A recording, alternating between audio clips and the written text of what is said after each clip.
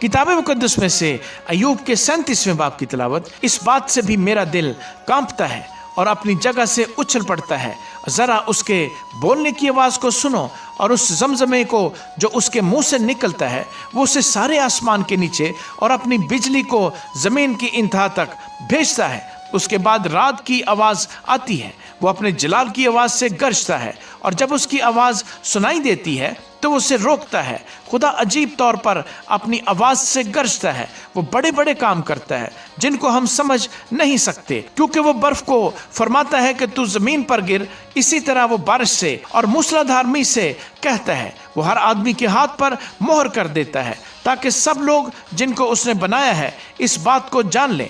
तब दरिंदे गारों में घुस जाते और अपनी अपनी मांद में पड़े रहते हैं। आंधी जनूब की कोठरी से और सर्दी शुमाल से आती है। खुदा के दम से बर्फ जम जाती है और पानी का फैलाव तंग हो जाता है, बल्कि वो घटा पर नमी को लादता है और अपने बिजली वाले बादलों को दूर तक फैलाता है। उसी की हिदायत से वो इधर उधर फैलाए जाते हैं ताकि जो कुछ वो उन्हें फरमाए उसी को वो दुनिया के आबाद हिस्से पर अंजाम दें।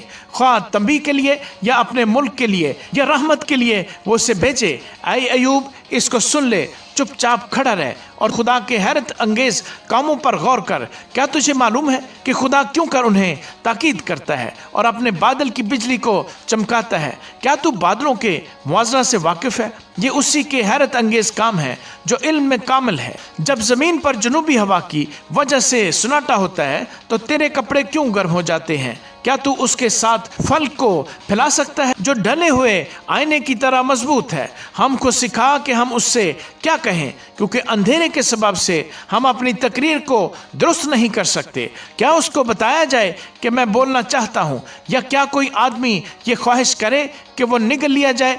अभी तो आदमी उसी नूर को नहीं देखते जो अफलाक पर रोशन है, लेकिन हवा चलती है और उन्हें साफ कर देती है। शिमाल से सुनहरी रोशनी आती है। खुदा मुहीब शौकत से मुलब्बस है। हम कादिर मुतलक को पा नहीं सकते। वो कुदरत और अदल में शानदार है और इंसाफ की फरावानी में जुल्म न करेगा, इसीलिए लोग उससे डरते हैं। वो दाना दिलों की परवाह नहीं करता। आमीन।